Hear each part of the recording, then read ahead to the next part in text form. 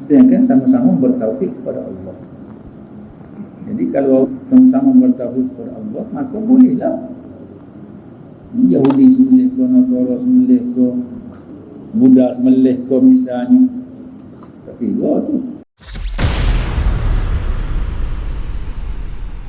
syirik dapat menyatukan keadilan dengan tauhid dan kezaliman dengan syirik.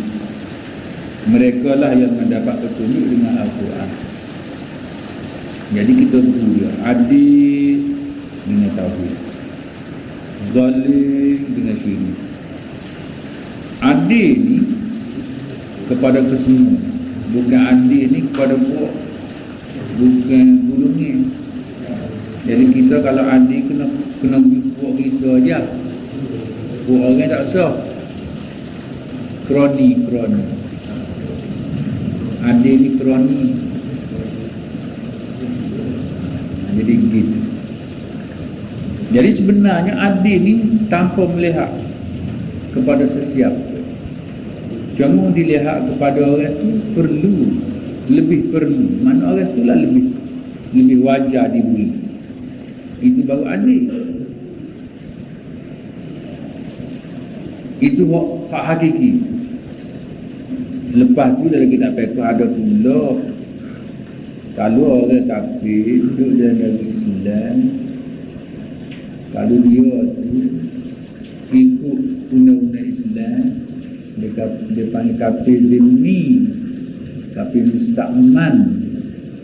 Jadi itu perlu diberi perlindungan dan layanan, dan dia tidak setara dengan orang Islam. Itu dalam politik dah tu. Itu dalam bidang politik dah pula, campur dengan politik. Apa tadbir. Jadi kalau ikut dasar tak ada kira dia orang Islam, dia orang menyokong. Kalau kafir tidak semua Islam artinya. Sebagaimana hak jadi di Iraq tu, di Iraq dia Kristian, tapi dia patuh kepada negara dia orang situ, maka boleh jadi negeri. Mana itu memang adil, tapi sepatutnya tak boleh lah muka dia kafir tu, dia syariat lain mereka. Jadi tiba umumnya memang dia tu berhak mendapat sama juga. Maksudnya orang-orang yang mengenali keadilan dan kezaliman itu je. Ataupun tauhid dan syirik dapat menyatukan keadilan dengan tauhid, kezaliman dengan syirik. Sebab dia sama itu. Zalim dengan syirik, adil dengan tauhid. Tauhid mana menyatu, bersatu, berpadu, pakat. Mereka lah yang mendapat petunjuk dengan Al-Quran. Jadi kalau orang tidak ada semangat tauhid, mana orang itu tidak mendapat panduan daripada Al-Quran. Sekalipun baca Al-Quran dan mengajar Al-Quran, dia tidak dapat panduan daripada Al-Quran. Orang yang tidak mengenali keadilan dan kezaliman, syirik dan tauhid, pasti tidak menyelaraskan perkara-perkara itu. Mereka, iaitu akan sebut sini, di mana-mana pun masyarakat manusia sudah pasti pokok sekali makan dengan minum. Pakar tak cara. Nombor satu makan dulu. Sebab itulah ada mewayang di India ada satu kawasan di mana semua orang telanjang berlaku. Kecil telanjang, besar telanjang, tua telanjang, muda telanjang, tina telanjang, jantan telanjang, semua telanjang. Tapi orang ni tetap bekerja untuk nak makan pasti. Tapi kaya tak cari. Bahawa tu nombor dua. Ambil dengan cerita mula mak kaya ni, dia masuk dalam kawasan tu, dia jauh, dia tengok kambing dia kata. Mula-mula Gambar kami yang minyak. Ada jalan-jalan. Aku program kami. Pergi dekat lagi orang. Jadi orang itu duduk balik. Siapa-siapa syarat yang dibuat. Kalau kita hubungan. Bila kita siapa-siapa banyak tambah. Tak ada cakap tu. Sebab situ ada belakang nasi, ada gapa, ada semua. Carilah. Dia orang tu semua telanjang belakang. Yang belakang tak ada pakaian. Itu orang nombor satu tu deh. Lepas tu nombor satu pula yang kedua apa? Bini. Nombor satu juga. Telanjang pun ada anak. Mari mana anak? Itu saat. Nombor tu telanjang belakang tu. Telanjang belakang pada anak.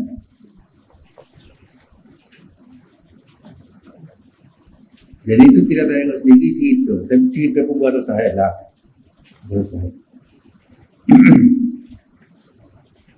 Jadi di pada ayat ni Tuhan sebut ni. Fakulu mimma dzukira smullahi alaih. Oleh kerana itu makanlah binatang yang disembelih dengan nama Allah. Jadi binatang kalau kita nak makan itu kita sebut nama Allah. Sama kata kita bismillah ke atau dengan nama Allah ke. Kerana dengan nama Allah tak apa. Kalulah kita ragu, ayo orang ni sembelih ni nama Tuhan betul. Misalnya kita pergi ke Thailand tu dia Buddha, ahli kitab juga. Jadi dia jual daging kedai. Kita nak makan daging kita beli kita balik masuk, kita makan. Bila kita nak makan kita bismillah. Boleh makan ada gitu pun. Tapi kita tak beli dah. Mesur kita tak beli. Tapi memang boleh makan lah. Wa ta'amul ladina utul kitab halal lakum. Sembelih ahli kitab, ta'am makan ni artinya sembelih tu. Sembelih ahli kitab halal lakum, halal bagi kamu. Wa ta'amukum halal lahum. Dan makan ni kamu. Sembelih halal bagi mereka. Bahawa kita sembelih itu susah dia makan. Soal dia sembelih kita makan tak? Kita tak makan dah. Boleh makan tak apa-apa. Kalau kita ragu rasa dia tak bismillah. Waktu nak suap makan bismillahirrahmanirrahim makan. Okey. Boleh makan. Goreng kan? Goreng gula. Goreng gula apa? Gula lah.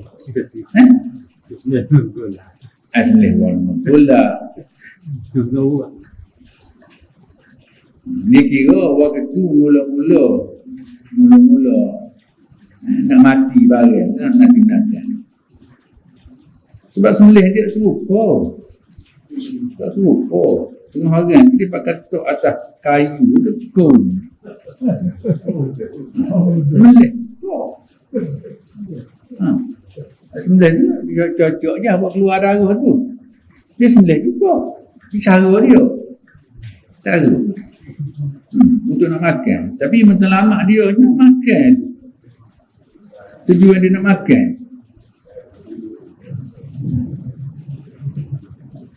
Tapi royak saja kat tu.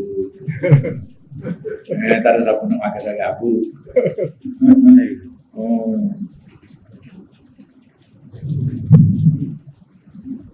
Sama ada sembelihan itu dari kumpulan kamu atau dari kumpulan lain. Tak kira tu buat mana. Jika mereka tidak menyebut nama Allah tetapi menyebut nama lain daripada Allah, kami tidak memakannya. Sama ada dari kumpulan kami atau kumpulan lain. Kalau kata dengan berkat Syekh Qadir Jilani misalnya. Itu sembelih. Tak boleh makan tu. Baik.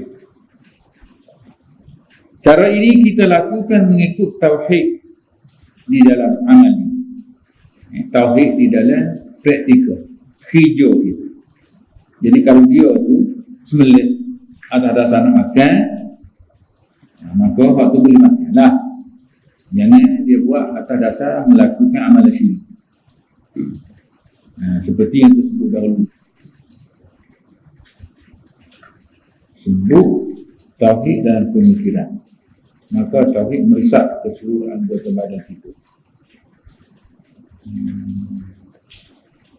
Cara ini kita lakukan mengikut tauhid di dalam amali, seperti yang terdahulu sebut tauhid dalam pemikiran. Jadi waktu dulu tahun ini dalam tauhid dalam pemikiran, menjalan berfikir cuma satu je.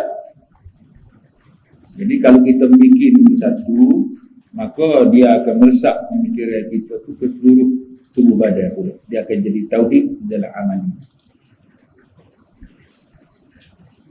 In kuntum bi ayatihi mu'minin, kalau kamu benar-benar percaya kepada ayat-ayatnya. Jadi makanlah. Sebut nama Allah tu makanlah jika kamu beriman dengan ayat-ayat dia. Maksudnya jangan kamu makan sembelihan yang disebut selain nama Allah. Kalau sebut nama Allah, tak apalah.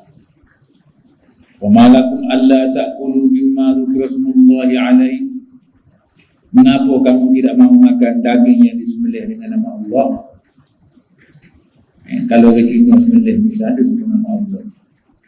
Dengan nama Allah, bismillah, dia pun sembelih. Berapa azmannya?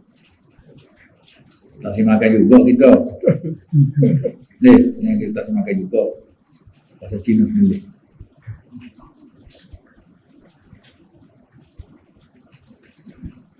Wa qad fassala lakum ma harrama 'alaykum illa ma dhurrtum ilayhi wa inna katsiran la yudilluna bi ahwa'ihim bi ghairi 'ilm. Padahal dia telah menerangkan dengan jelas kepada kamu tentang daging yang haram dimakan. Allah sudah jelas dah. Hurrimat alaikumul maidata waddama walahmal khinzir. Tuhan jelas dah. Kalau tak boleh makannya, bangkai, darah, darah mengalir. Lepas tu kalau kita beku dia jadi tak boleh makan juga. Walahmal khinzir dan juga babi. Wa ma uhilla li ghairillah, mana-mana penyembelihan tidak kerana Allah, kerana puja patah kau, kerana ambil berkat kubur kau misalnya. Uhilla li ghairillah,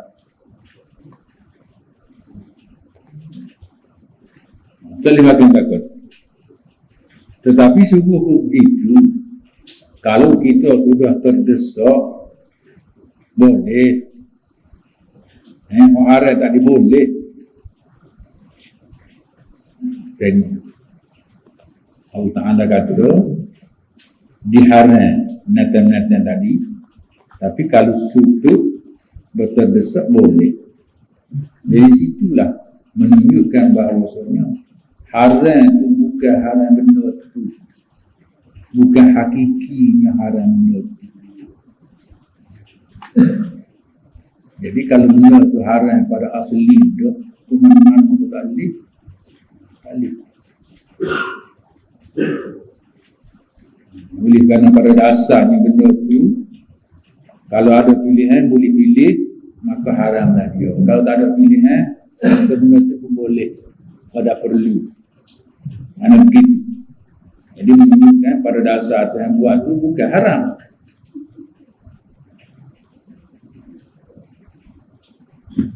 Illa maqturirtum ilaih, kecuali jika terpaksa. Ittirar, sudut.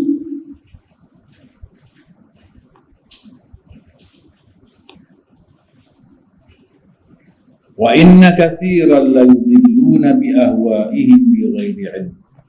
Memang kebanyakan mereka itu menyesatkan manusia dengan hawa nafsunya tanpa pengetahuan. Orang ramanya menyesatkan orang yang dia sendiri tidak mempunyai ilmu. Waktu orang ramah, dia tidak memberi pimpinan yang baik. Dia boleh memberi penyesatan kepada orang. Maksudnya, mereka telah berkata bahawa binatang yang dimatikan oleh Allah lebih baik bagi kamu memakannya. Manakala haiwan yang kamu sembelih, janganlah kamu memakannya. Bahawa hal yang aku sendiri itu Tuhan. Kalau Tuhan sembelih ibaratnya. Jadi hal itulah patut makan. Boleh tak ada gambar satu. Tahu boleh makan. Dia waktu tu hak mengaku. Bukan asal. Kalau asalnya tak cagur, tu dia suruh sembelih. Dia kata sembelih. Fakulu mimma dzukira smullahi alaihi. Makanlah kalau sembelih pun nama Allah. Dia tak wayak lekuk. Dia tak wayak putus meri lekuk tak wayak. Dia sembelih. Hanya jatuh ni. Tapi tak ada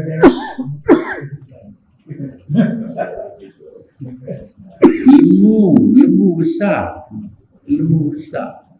Penuh orang zaman dulu lah. Zaman kita zaman tu Haji Musa itu. Orang sembelih lembu nak bewok. Lekung pakai tu. Orang buka dulu. Ada sebagai wali makan. Cari tu peti tanya khabar.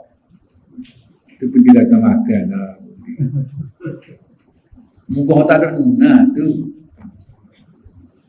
Jadi bila mari keadaan di mana ramai orang berilmu, orang ngaji dah ramai. Jadi ke awal tu orang tak ramai. Jadi bila ramai orang ngaji, tak ada kerja orang ngaji. Tak ada kerja. Jawatan tu ada ataupun malah sepatutnya dia tu ada lah. Jadi bila tak ada kerja ni, dia carilah gapo. Cari itulah tu ibahanya. Sembelih ni nak suruh mati banyak tujuannya. Nak suruh mati banyak ni gapo orang boleh putus. Sembelih. Dia kata lekuk. Lekuk ni sekat mana lekuk? Dia bahar. Jadi kalau dia bahar tahu tak suruh. Kalau tak suruh. Cuma dia bahar. Boleh kerana dia tak ada kerja. Jadi bahar punya bahar orang kata kalau sekat bulat tu lekung, kalau tidak bulat tu tidak lekung. Jadi kalau hak butir ni dia tak bulat. Hal ini dia bulat. Sekat ni bulat. Jadi hak sekat bulat tu lekung. Jadi tarikh tu diberi oleh ahli-ahli ilmu pada zaman tu.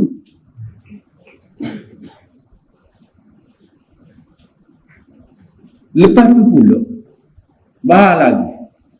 Kalau butuh lekung, meri tak butuh. Ayah mati tu. tak bangkat jadi. Tak mati tu. Betul lekung saja. Bukan tak mati. Lama kan. Baru dia dah cakap kalau Jadi kesimpulannya dalam perbahasan dia tu, ambilnya kalau sekiranya putuslah separuh-separuh, meri separuh, mereh separuh, lekung separuh, putuslah setengah je. Boleh makan dah. Makan pula. Jadi dalam ramai-ramai tu mengatakan apa matlamat sembelih tu? Nak suruh mati banyak. Nak suruh dia mati banyak, sembelih tekuk lah. Kalau sembelih betih tak mati. Sembelih tu kena tekuk. Jadi kesemua tu perbahasan yang timbul oleh kerana tak ada kerja.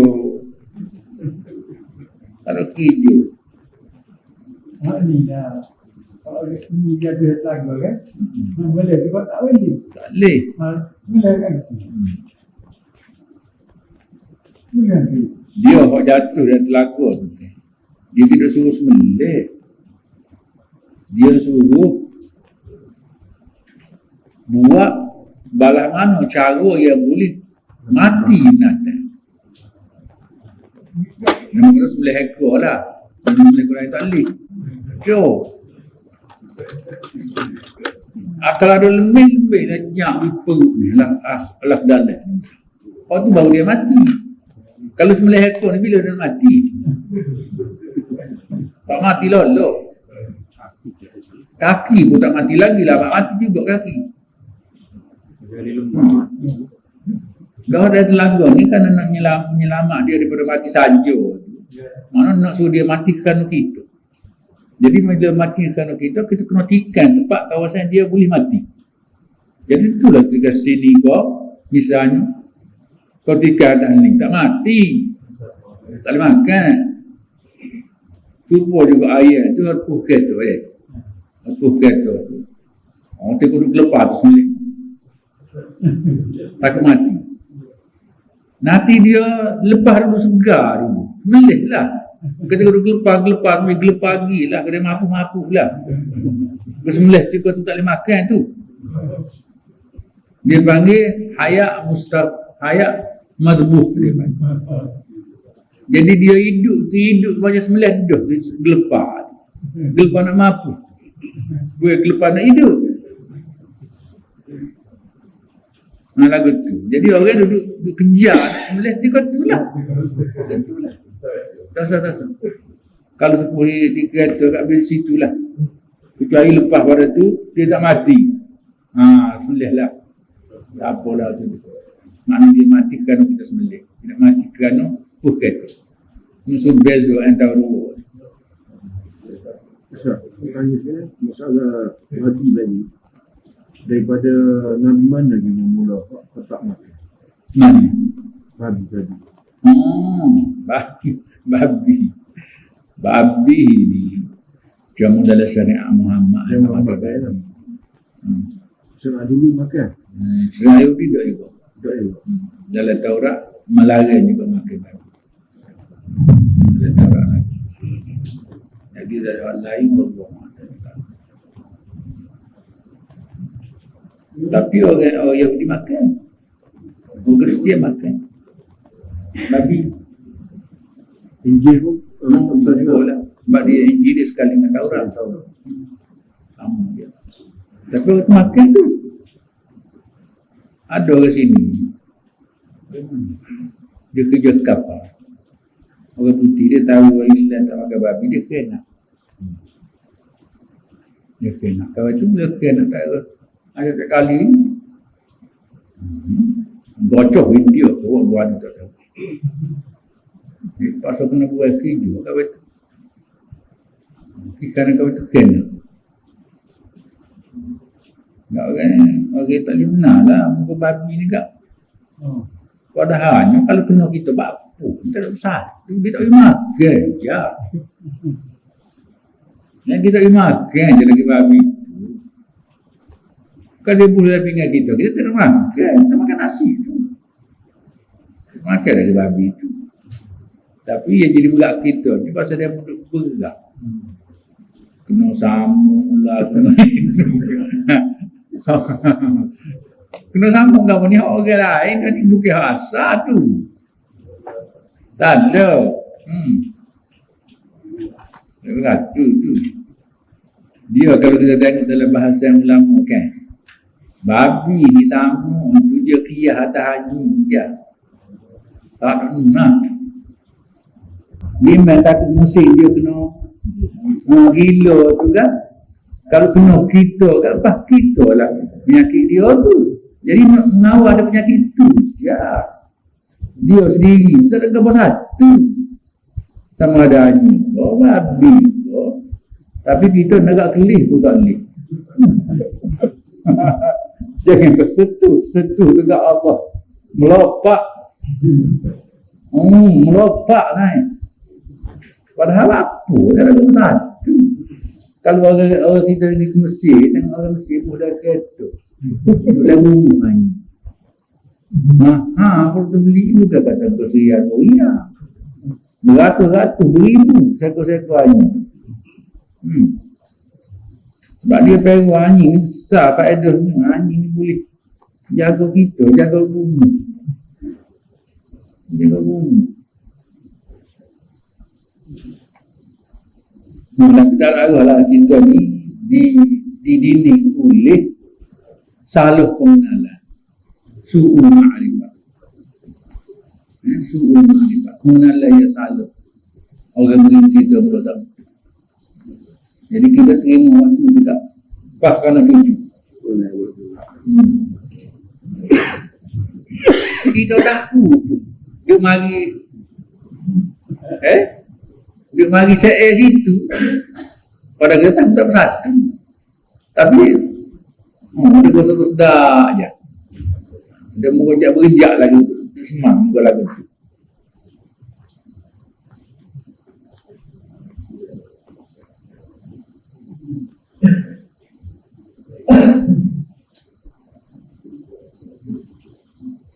Sekarang akan dibentangkan peraturan suatu hukum. Asas pertama bagi sebuah masyarakat dan taman untuk kepada makan dan minum.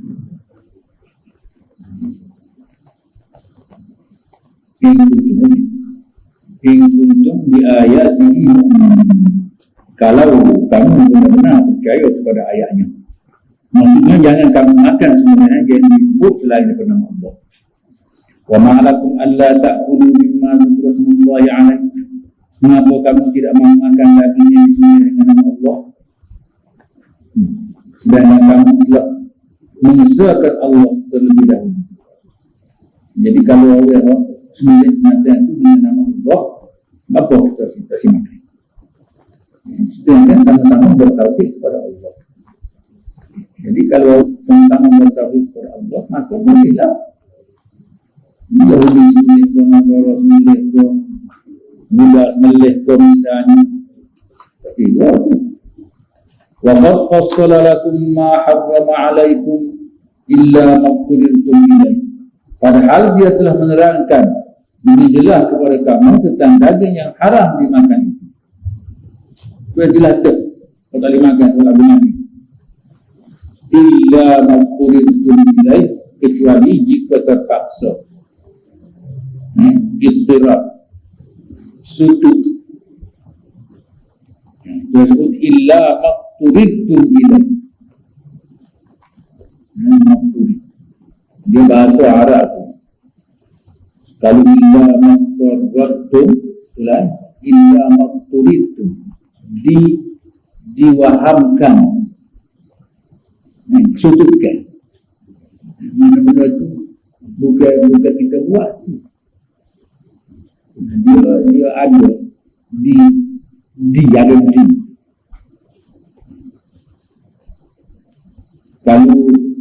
Kalau sudut ni bukan itu ittarrat.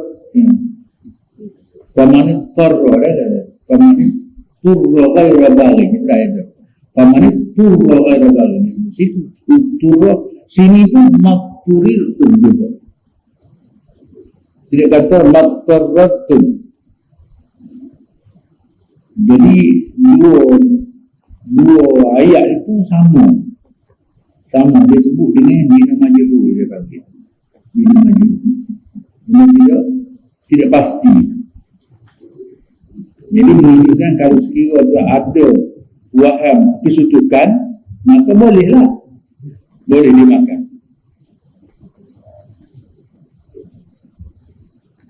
Wa inna katsiran la yudhilluna bi ahwa'ihim bi ghairi ilm. Memang kebanyakan mereka itu menyesatkan manusia dengan hawa nafsunya tanpa pengetahuan.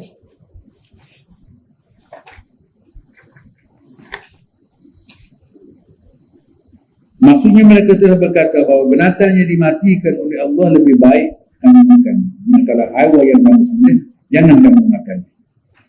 Inna rabbaka huwa a'lamu bil mu'tadin. Sesungguhnya Tuhanmu tahu orang-orang yang melampaui batas. Walaupun zahir wal ismi wa batinah. Tinggalkanlah semua dosa-dosa yang lahir, dosa-dosa yang jelas. Maksudnya tinggalkanlah dosa yang zahir, iaitu menyembelih tanpa menyebut nama Allah. Itu jelas. Itu tinggal dosa. Wa batinahu, mahupun yang batin. Dosa batin, iaitu tidak berpegang kepada Allah di dalam hati. Malah kamu wajib berpegang teguh kepada Allah dalam semua hal. Artinya kita sebut nama Allah, kita berpegang kepada Allah sama ada zahir dan batin. Jadi hal batin itu nama Allah nampak kita pakai saja. Innal ladina yaksibuna al-ithma, karena orang-orang yang berbuat dosa, sayajzauna bima kanu yaqtarifun, akan dibalas atas pelanggaran yang mereka lakukan. Wala ta'kulu mimma lam yuzkarismullahi alaihi. Janganlah kamu makan daging yang disembelih bukan dengan nama Allah, bukan sebut nama Allah. Kerana itu bertentangan dengan tauhid kamu yang dahulu. Wa innahu labis, sebab itu adalah suatu dosa. Jadi mana-mana sembelihan yang tidak sebut nama Allah dikira sembelihan itu sembelihan yang fasik, penyembelihan yang salah. Wa inna syayatin la yuhuna ila awliyaihim, sesungguhnya syaitan itu telah mengilham kepada pengikut-pengikut dia, liyujadilukum, untuk menentang kamu. Jadi syaitan itu wahyu, ilham untuk menentang kamu. Wa in ata'tumuhum innakum lamusyrikun. Kalau kamu turut mereka, patuh dan taat kepada mereka, kamu akan menjadi musyrik pula. Awaman kana dan ahyayna wa ja'alna lahu nuran yamshi bihi fil nas. Apakah orang-orang yang dulunya mati lalu kami hidupkan, wa ja'alna lahu nuran, dan kami beri pelita untuk berjalan di tengah-tengah orang ramai itu. Wa ja'alna lahu nuran yamshi bihi fil nas. Kami jadi untuk dia, kami beri kepadanya nuran, cahaya. Dia buat pelita atau pelita untuk berjalan di tengah-tengah orang ramai. Nuran yamshi bihi fil nas. Syekh berkata, seperti inilah pengajaran para nabi. Maksudnya Allah hidupkan sesuatu yang mati. Allah jadikannya, Allah campurkan cahaya kepadanya hingga ia dapat berjalan dan mendapat tunjuk dengan cahaya itu. Jadi cahaya itu bukan makna cahaya macam lampu macam ni. Ini cahaya hati dia, nuran yang bihi fil nas. Kalau kita ada cahaya dalam jiwa, dalam hati kita, kita boleh hidup baik dalam masyarakat, boleh duduk bergaul dengan masyarakat. Tapi kalau kita tak ada cahaya, mungkin kita nak masuk dalam masyarakat, nak bergaul pun tak boleh, nak sesuai dengan kita mahu apa tak boleh, kerana cahaya daripada Allah tidak ada. Jadi orang yang mati itu artinya orang yang tidak ada cahaya, tak ada fikiran untuk dia bergaul dan menyesuaikan diri dalam masyarakat. Kita masih banyak ayat 127 di mana Allah berfirman, awaman kana maitan fa ahyaynahu wa ja'alna lahu nuran yamshi fil nas kaman mathaluhu fil dhulumati laysa bi kharijin minha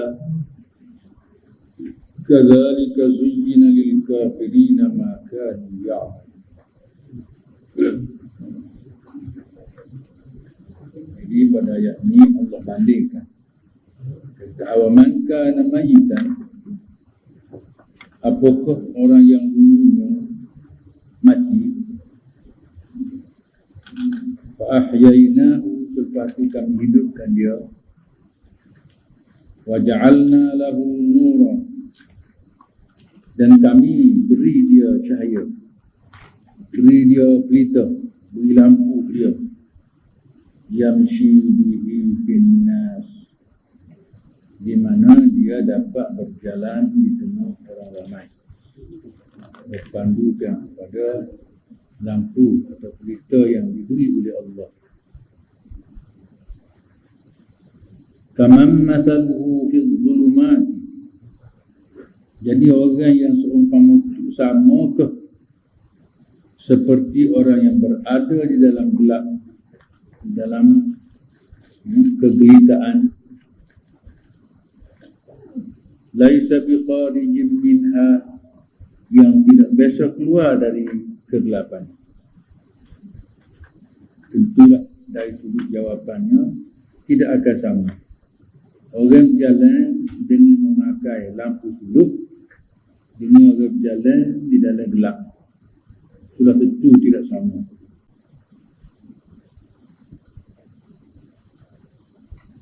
Kadzalika zuyyina lil kafirina ma kanu ya'malun. Demikian itulah orang-orang yang kafir itu memandang bagus semua apa yang biasa mereka kerjakan. Jadi dia buat perbanding ni. Kalau satu orang tu dulu dia mati,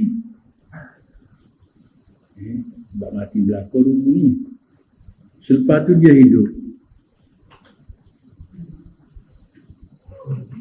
Jadi selepas dia hidup, maka Allah beri ke dia cahaya untuk dia berjalan dan untuk dia bekerja di dalam masyarakat.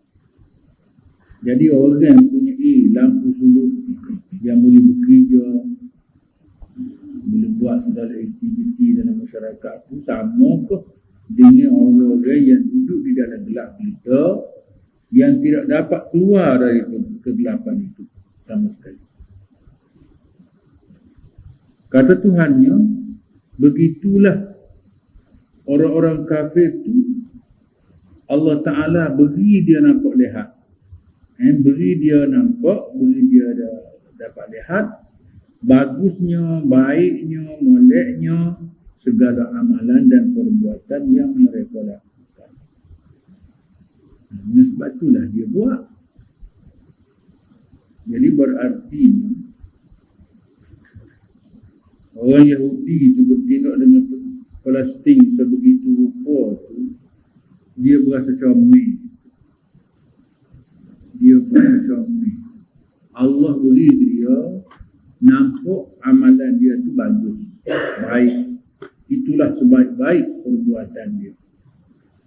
Dan sebab tu dia sanggup lakukan perbuatan terhadap orang-orang Palestin. Sekalipun orang lain seluruh dunia melihat tak baik. Dia kata kadzalika zuyyina lil kafirin maka dia.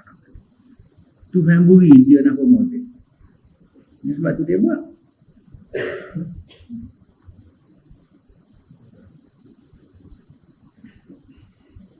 Wa kadzalika ja'alna li kulli qaryatin akabira mujrimiha liyamkuru fiha wa ma yamkuruna illa bi anfusihim wa ma yash'urun. Jadi kalau Allah boleh memperlihatkan sesuatu yang tidak baik itu nampak baik kepada orang-orang tertentu, begitulah juga kata Tuhan, wa kadzalika, demikian itulah juga ja'alna li kulli qaryatin, kami jadikan pada setiap qaryah. Ini maksud qaryah masyarakat. Kami jadikan pada setiap qaryah. Kalau jauh itu jatuh itu tak ada.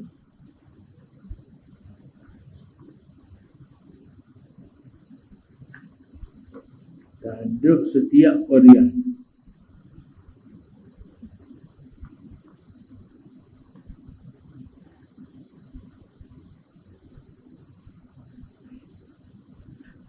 Maksud dengan qaryah itu ialah masyarakat. Mana Tuhan jadi dalam setiap masyarakat. Tak kira lah di mana saja dalam ni dia ada masyarakat manusia. Mana Tuhan jadi belah tu juga dalam setiap masyarakat tu. Akabiran mujrimiha. Tuhan jadikan orang-orang besarnya yang derhaka. Liyamkuru fiha, supaya mereka mengelabui manusia di dalam negeri. Pemimpin-pemimpin negara itulah.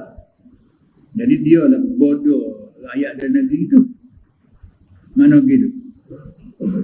Tuhan jadikan pembesar-pembesar bagi masyarakat itu supaya orang itu mengelabui manusia dalam masyarakat dia. Jadi selama rakyat itu boleh dia perbodohkan, maka selama itulah kuasanya dapat tegak di situ. Wa ma yankuruna illa bi anfusihim wa ma yash'urun. Sebenarnya mereka itu menipu diri mereka sendiri, tetapi mereka tidak sedar. Perbuatan buruk yang dia buat sebenarnya dia buat untuk dia. Dia tipu orang berasa padahalnya sebenarnya dia tipu dia. Tetapi Tuhan kata dia tidak sedar atas perbuatan itu maka diri dia. Jadi begitulah sunnah Allah yang berlaku di dunia ni. Walau di mana-mana pun. Kalau orang yang tidak berpandu kepada ajaran Allah di dalam hidup bermasyarakat, sudah pasti hidup penuh dengan tipu daya. Ja'atuhum ayatun qalu lan nu'mina hatta nu'ta mithla ma utiya Rasulullah Allahu a'lamu haitsu yaj'alu risalatahu wa idza ja'atuhum ayatun, dan apabila datang kepada mereka suatu ayat, satu bukti, satu tanda. Sebab kita di dalam hidup kita ni, tanda-tanda, bukti-bukti yang datang Allah boleh ada selalu di mana-mana saja. Setiap kali ayat dan bukti itu datang, qalu lan nu'mina hatta nu'ta mithla ma utiya Rasulullah, mereka pun mengata, kami tidak percaya kecuali jika kami sendiri yang diberi wahyu sebagaimana para Rasul-Rasul. Apa yang dia tengok tu dia tak percaya, tak boleh yakin ni sebenarnya. Kecuali kalau Allah Ta'ala wahyu kepada dia sebagaimana Allah Ta'ala wahyu kepada Rasul-Rasul. Sama juga kalaulah kita kata Rasul-Rasul tu Allah boleh beri dia faham, boleh beri dia nampak. Kenapa kau kita tak boleh nampak? Apakah kekurangan kita dengan Rasul tu? Kalau kita kira learn orang-orang yang berkelulusan tinggi itu, mungkin kelulusan dia tu kerja dengan Rasul ada mula pun setara dengan Rasul itu juga. Jadi orang-orang seumpama itu dia tidak akan tunduk. Kalau nak belajar Quran misalnya, jadi apa perlu kita belajar dengan orang? Kerana bila buku tafsir sudah ada di depan kita, kita boleh baca. Cukuplah dengan kita baca. Sedangkan orang itu tulis buku boleh. Takkan kita nak baca, nak faham tak boleh? Ada situ. Jadi waktu itu berartinya tak perlulah kepada belajar itu. Sedang ilmu ni adalah melalui pelajaran dan pengajaran. Syekh berkata, inilah tabiat manusia. Ini wayak pesing dia. Pesing manusia lah betul. Mula-mula dia mahu melihat dengan jelas perkara-perkara yang menakjubkan. Mula-mula sekali dia nak saksi dulu, nak tengok biar puas hati pelik secara mana. Kemudian setelah dia mendapat perkara itu, dia bercita-cita supaya dia pula diberi seperti itu. Walau dia tak boleh pun, dia nak juga. Jadi, kalaulah Allah beri kepada Rasul wahyu dan boleh beritahu apa saja perkara yang orang lain tidak tahu, maka dia kalau nak itu juga, sekalipun dia tidak mempunyai kelayakan. Sedangkan Allah kata Allahu a'lam haitsu yaj'alu risalatah. Jadi rasul-rasul semua tu Allah wahyu dia. Jadi kalau kita berhasrat, bercita-cita nak boleh kepada rasul tu, bolehlah berhasrat bercita-cita tu, tapi sama ada layak atau tidak, sudah tentu tidak layak. Sebab Allah kata Allahu a'lamu, Allah lebih tahu haitsu yaj'alu risalatah, kepada siapa seharusnya tugas risalah itu diletakkan. Jadi nak uji orang malah mana.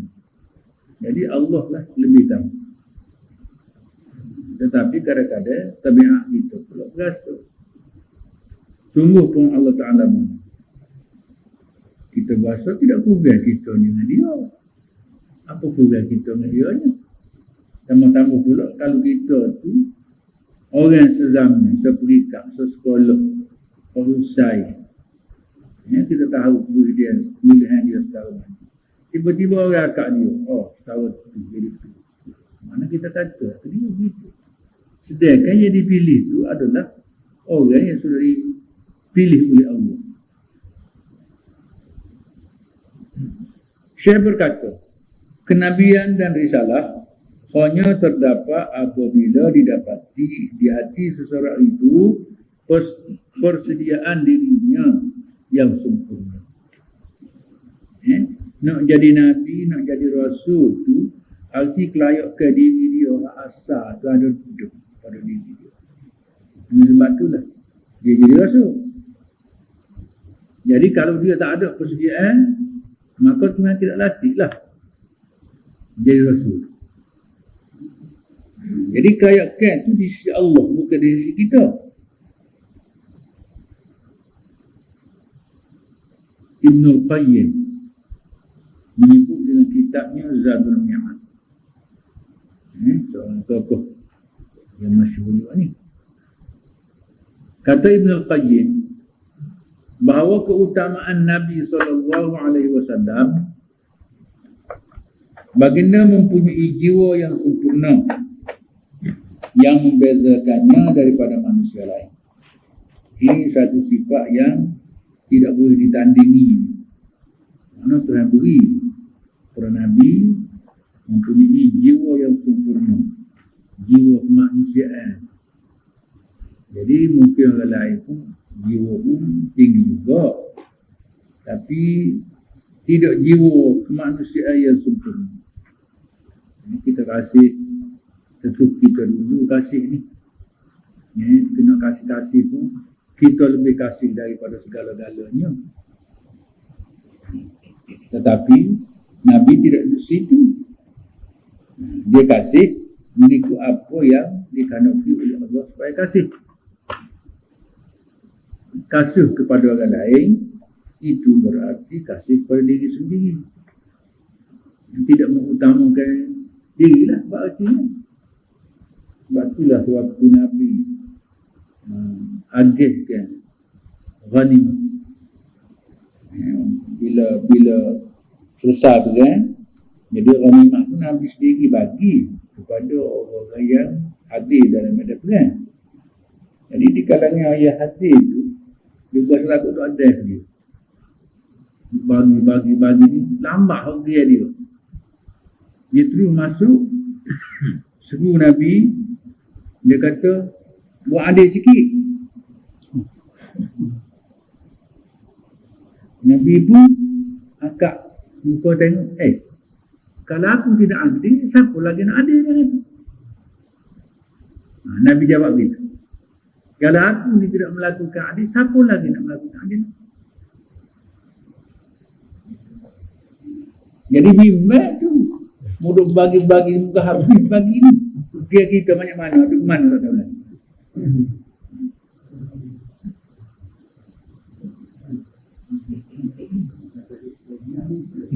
Persediaan Nabi atau persediaan kenabian ini dinamakan oleh Syekhul Akbar Ibn Arabi sebagai wilayah. Wilayah surah, wilayah kubra Ibn Arabi. Orang mempunyai wilayah. Orang mempunyai wilayah ni arti orang yang mempunyai persediaan sifat Nabi. Dia bukan Nabi tapi kelayakan kenabian ada pada dia.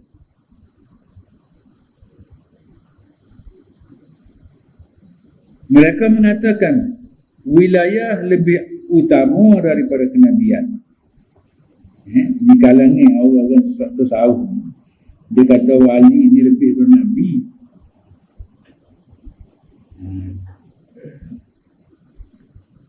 Khususnya wilayah para Nabi. Karena persediaan kenabian lebih utama daripada perbuatan kenabian. Tindakan daripada Nabi itu, persediaan dia itu lebih utama lagi. Kalau dia tidak mempunyai kelayakan jadi Nabi, maka dia tidak boleh jadi Nabi itu. Sama juga kalau orang itu tidak ada persediaan nubuah, dia ada persediaan nubuah, mana tak ada persediaan untuk menerima ilmu Nabi, maka dia tidak akan dapat memahami ilmu yang diajar oleh Nabi. Itu masalah dia. Jadi wali-wali ini duduk dalam Nabi juga. Jadi istilah Ibn Arabi dia panggil wilayah. Wilayah tak arti orang-orang yang ada kelayakan lah, ada persediaan kenabian. Tapi dia bukan Nabi.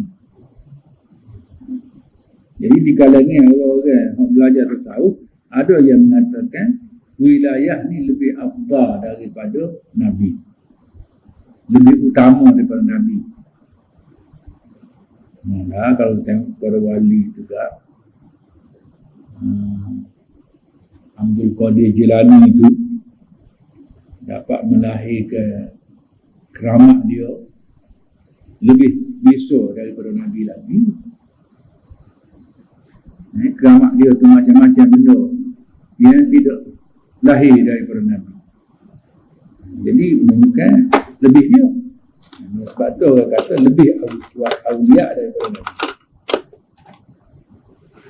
Itulah sebabnya Syekhul Akbar telah berterus terang menyebut bahawa Nabi itu semenjak di dalam kandungan ibu.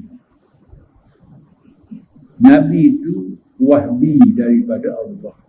Pemurniaan Allah yang khusus. Bukan boleh pilih. Tidak boleh dilantik Nabi. Cuma dia ni bila sampai masa dia akan bekerja sebagai seorang Nabi. Jadi Nabi dia tu bermula daripada kandungnya, bukan baru-baru dia. Tersebut dalam hadis Nabi SAW bersabda, Aku adalah Nabi dan Adam hidup antara air dan tanah. Maksudnya persediaan jadi Nabi dan bukannya tindakan kenabian. Aku tu adalah Nabi, artinya persediaan Nabi. Sama juga kalau kita kata bukti dirinya. Bukti dirinya itu dia sudah ada persediaan segala rahsia dirinya. Jadi kalau bukti itu molek, tidak cacat, kita semar dia akan tumbuh pokok durian. Dan dia membesar menjadi pokok durian dan melahirkan buah durian. Dia tak lahir buah lain. Durian dia akan lahir. Pasal isti'dah asal dia ada dah dalam tu. Jadi begitu juga Nabi pun isti'dah asli dah wujud di dalam benih dia.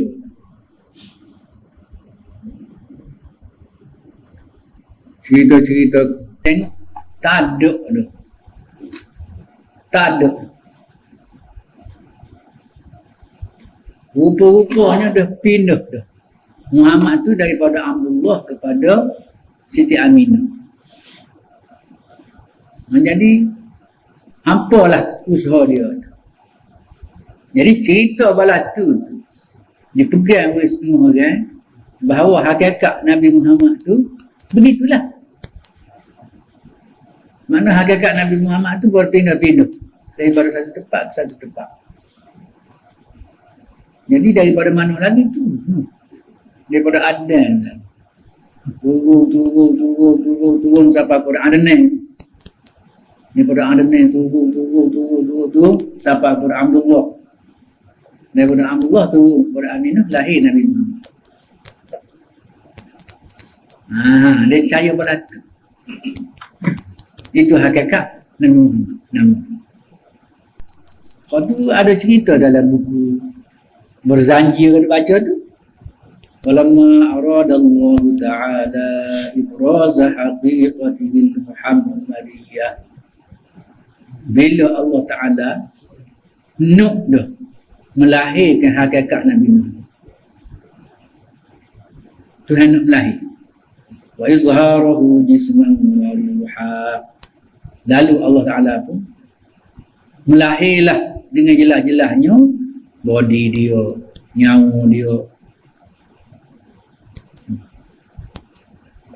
Arti beranolah Aminah kepada Nabi Muhammad. Itu lahir tu.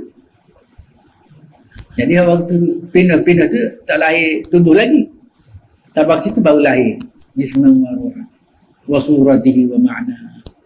Dan rupa serta hakikat dia sendiri pun tu dalam tu lah belakang. Jadi bagi setengah orang dia faham dengan bodoh gitulah. Dengan apa yang lahir pada Muhammad tu lah betul. Jadi hal tu pun boleh membawa pada salah faham. Tetapi oleh kerana orang baca tak tahu, tak ada apa-apa. Tak kelas. Buat berlagu je lah. Kita pun ingat sangat yang begitu. Berlagu tu jangan ada bodoh. Berlagu bodoh.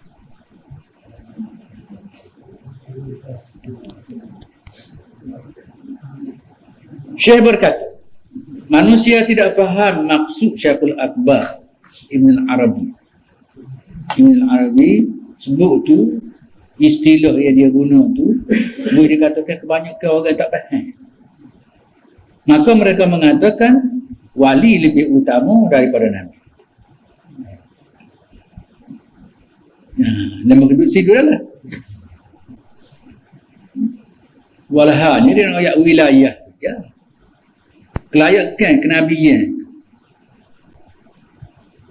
ya, sebelum daripada Nabi.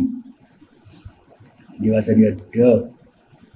Dalam satu hadis lagi Nabi sebut niyatul mar'i khairun min amali. Niyatul mar'i khairun min amali.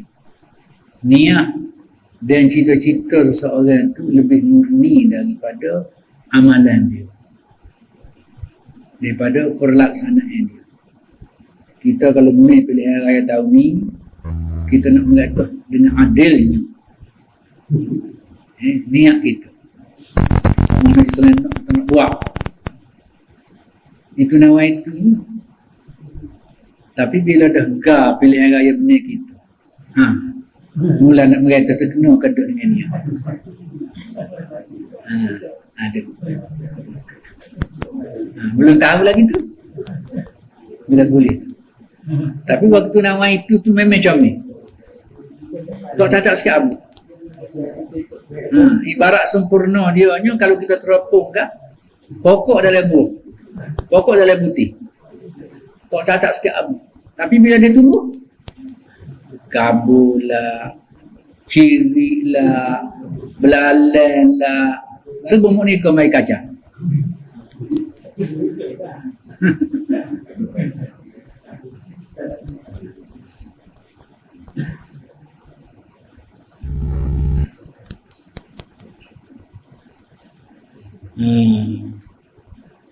Kenabian tidak terjadi secara mendadak. Kenabian tidak terjadi secara mendadak. Kabar-kabar mari kita tidak. Dia ada proses. Malah berlaku melalui hikmat dan persediaan. Mana benda itu berlaku mengikut proses pentadbiran Allah lah. Nak boleh lahir kepada seorang Nabi itu. Orang yang bersifat sempurna tetapi tidak bersedia menerima ilmu kenabian, mereka serupa saja. Nabi termasuk dalam golongan orang yang sempurna. Di samping Nabi juga mempunyai persediaan bagi ilmu kenabian. Selain bersifat sempurna, persediaan menerima ilmu Nabi selagi. Sebab orang sifat sempurna tidak pasti dia mempunyai persediaan kenabian, ilmu kenabian. Satu orang yang punya sifat sempurna, kalau dalam masyarakat Arab zaman ini, orang yang paling sempurna dari sudut kejadian ni, semua orang Bani Hatim. Hatim. Angkat permainan.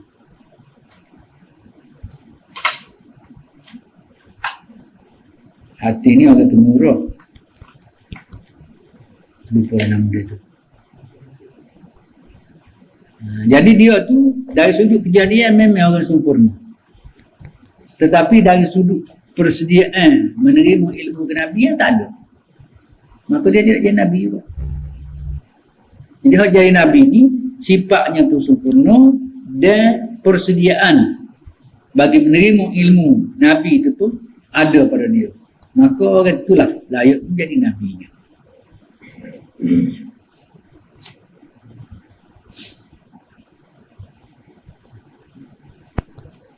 Nabi termasuk dalam golongan orang yang sempurna.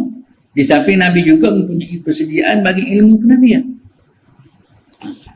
Dia mempunyai sifat sempurna dari sifat tubuh dia tu.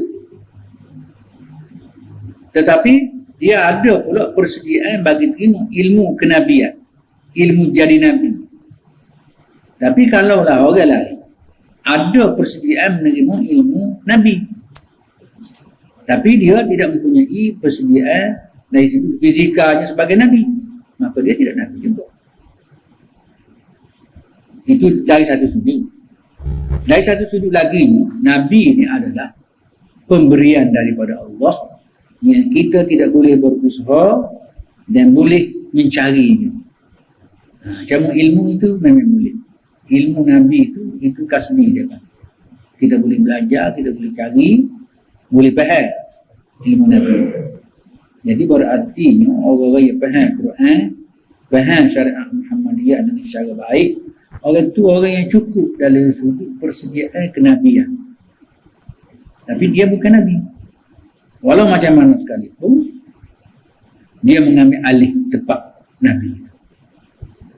Apa yang dia fikir, apa yang dia faham, maka diikuti oleh orang. Mereka tidak memahami persediaan. Malah mereka melihat keadaan zahir Nabi sama seperti mereka.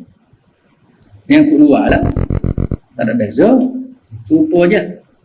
Oleh itu mereka berangan-angan supaya mereka diberi apa yang diberi kepada Rasul Allah, diberi kepada Rasul-Rasul Allah, sehingga mereka berkata,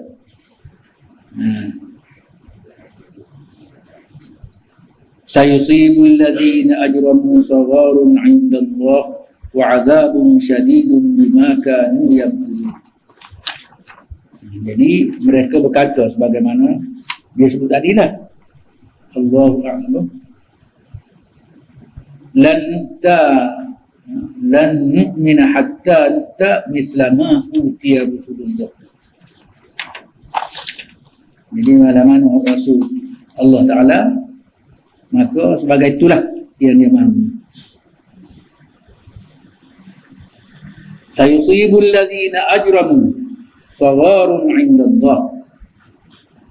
Mereka yang berdosa itu tidak mempunyai harga diri, tidak mempunyai harga diri di dalam pandangan Allah. Sawarun 'indallah makna kecil di sisi Allah. Wa 'adzabun syadidun bima kanu yamkurun, dan akan mendapat siksaan yang berat disebabkan mereka telah pun menipu daya. Orang ni buat tipu daya. Faman yuridillahu an yahdiyahu yashrah sadrahu lil Islam. Orang-orang yang dikehendaki oleh Allah untuk mendapat hidayah. Faman yuridillahu an yahdiyahu. Siapa-siapa saja ya Allah nak beri hidayah ke dia, yashrah sadrahu lil Islam, dia akan menjadi hati orang itu terbuka untuk menerima agama Islam. Jadi dia sedia sanggup menerima Islam itu satu di antara hidayah Allah membuka bagi diri dia. Jadi Islam itu syariat ataupun peraturan undang-undang untuk melaksanakan kehendak din agama. Sebagaimana kita tahu, Syahrullah sebut begitu dalam hujatullah dia, Ibn al-Arabi di dalam Fususul Hikam dia sebut begitu juga. Cuma ibarat ataupun ayat kata-kata berbeza, tapi maksud dia lebih kurang sama. Jadi Islam tu menggambarkan kehendak din itu sendiri.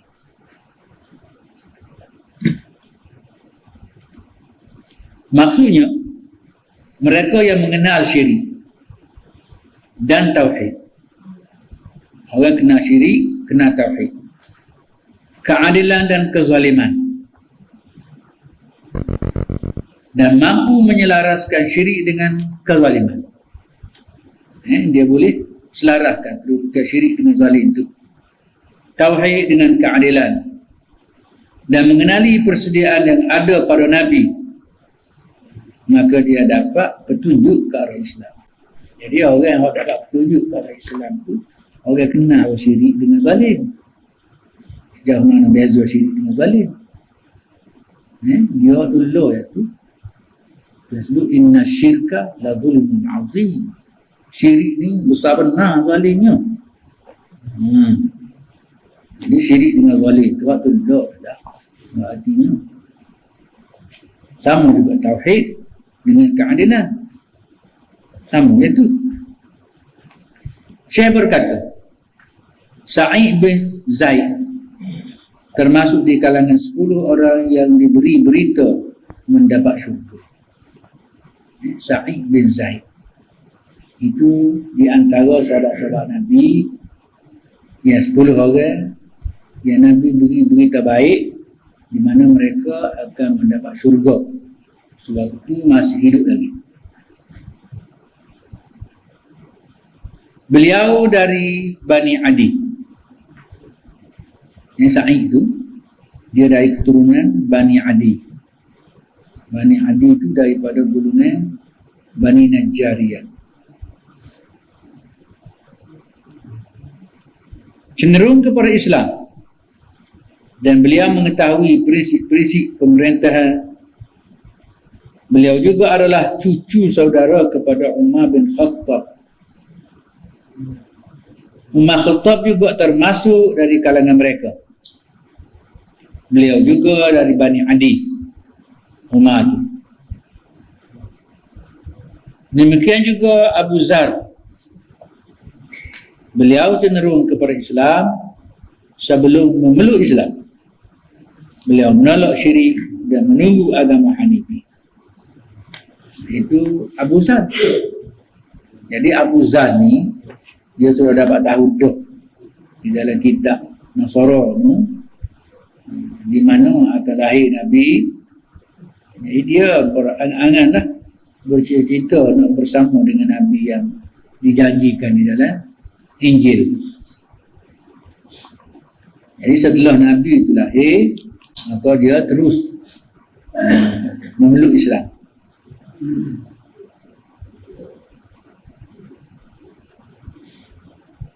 Wa man yurid an yudillahu yaj'al sadrahu dayyqan haraja ka'annama yas'adu fis sama'.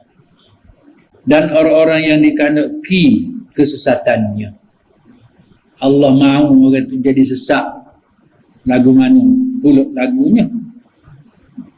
Yaj'al sadrahu dayyqan haraja. Allah akan jadikan hatinya sangat sempit.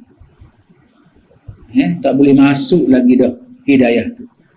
Seolah-olah semacam dia naik ke langit. Serupa naik ke langit. Tinggi doa gaya, sempit dada.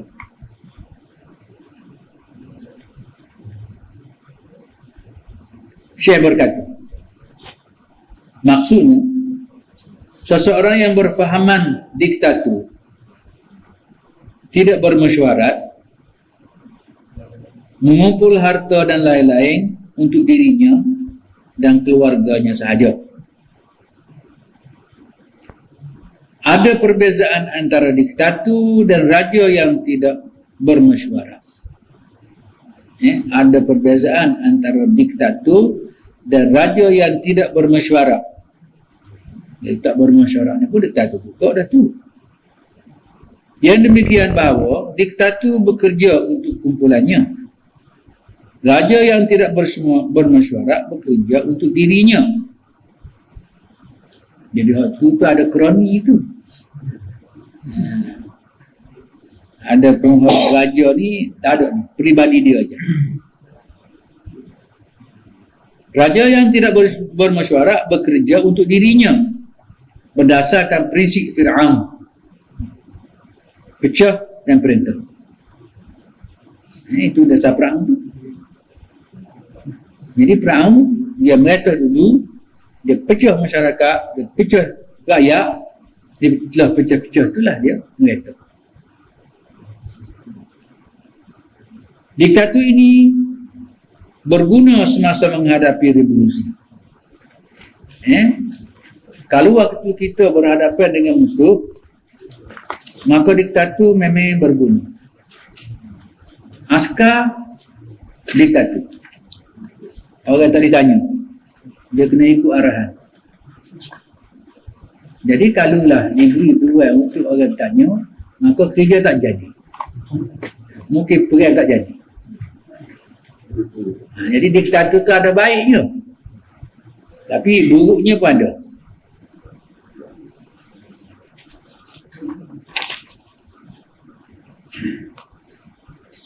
Syekh berkata, contoh diktator, seorang berkata, satu kumpulan mahu melantik seorang sebagai raja.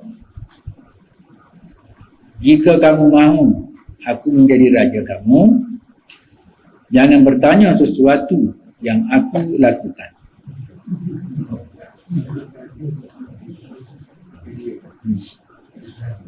Bila dia buat, tak boleh tanya dah.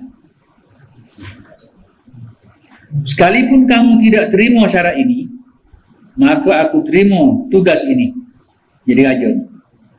Dan naklah kamu melantik sesiapa selain daripada aku sebagai raja. Mereka berbincang, maka aku mengikut dan tidak menyalahinya. Jika kamu bertanya urusan kepadaku, maka urusannya seperti yang pernah aku katakan kepada kamu. Sekarang kamu boleh memilih. Inilah arti diktator mutlak.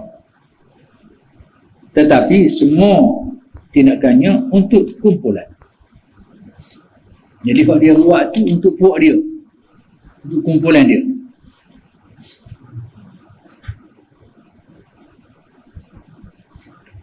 Raja yang berkuasa penuh itu berbeza, kerana dia membuat semua untuk kepentingan diri dan keluarganya sahaja, berdasarkan prinsip Fir'aun.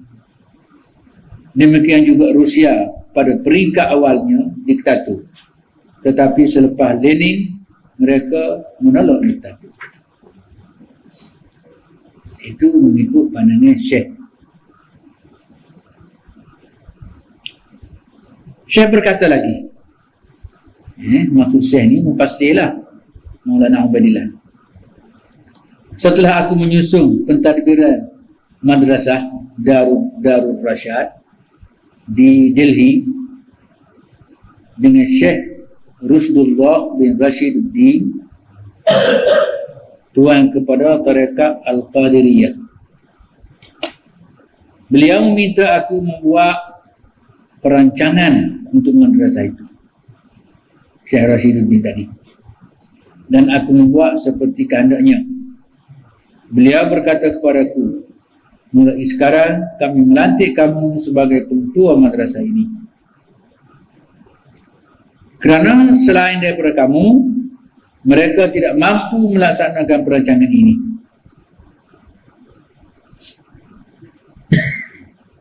Di India, mereka tidak memanggil mudi. Dalam istilah dia sana tak ada mudi-mudi ni. Tetapi mereka memanggilnya muhtam. Muhtam. Arti orang yang mengambil gerak, orang yang mengambil tahu tentang perkembangan madrasah itu. Aku menjawab kepadanya dengan mengatakan bahawa aku boleh mengurus madrasah ini dengan syarat aku mempunyai kuasa mutlak. Bolehlah. Kalau dia ada kuasa mutlak, boleh. Kamu tidak boleh bertanya aku sesuatu pun sehingga selama 7 tahun. Ini kuasa mutlak ni. Jika kamu terima syarat ini, maka aku boleh menerimanya. Jika tidak, aku tidak menerimanya. Jadikanlah seorang di kalangan kita yang mana aku akan mengikutinya melalui mesyuarat. Jadi Syekh pun dia nak guna diktator. Tapi diktator dia ada tempoh. Ada tempoh. Dalam masa 7 tahun, orang jangan tanya, dia buat gafur. Ikut saja. Lepas tu kena tanya. Kalau tak saya terima syarat tu, tiada lain lah, dia tak apa boleh ikut kan.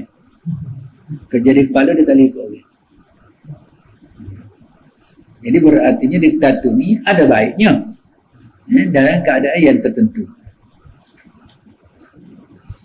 Dan baik dia tu bila melihat kepada kebaikan umum.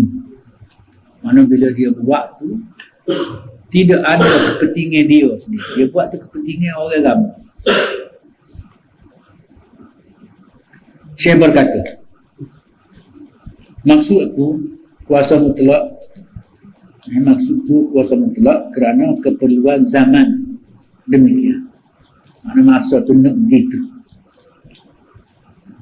Oleh kerana tenaga pengajar yang bertugas di sekolah itu datang dari tempat yang jauh di negara lain, maka aku wajib memberi perbelanjaan keperluan hidup yang lebih banyak. Kerana kita tak ada ilmu, tak ada pengetahuan, maka nak orang ni kita kena jamu sikit dia. Serupalah kita kata kita tak ada ketul mula, ambil ketul luar. Jadi istimewa ada kita beri ke dia. Rumah beri ke, ilaung lain lagi ke, macam-macam. Kerana kita tak ada. Bila kalau kita ada belakang dia, mana tak perlu buat dah begitu. Begitu juga dalam bidang-bidang lain tu. Jika tidak berbuat demikian, mereka tidak akan kekal lama di madrasah itu. Cikgu mengajar tu mestilah lagi lah. Jika mereka tinggalkan sekolah itu, semua urusan akan rusak. Andai kata mereka tinggalkan sekolah itu selepas 7 tahun, itu tidak mengapa, kerana para pelajar madrasah yang tamat pengajian dapat mengambil alih tempat mereka, dan kita tidak lagi perlu guru-guru yang luar. Jadi berartinya sementara kelayakan kebolehan yang ada pada kita, maka kita gunakanlah apa saja perkara yang boleh mendatangkan kebaikan. Jadi waktu tu mana tidak boleh kita tanya, kita tak pernah tanya. Jadi berartinya hak diktator tadi boleh diguna untuk sementara mencapai masalah. Gitu. Ya.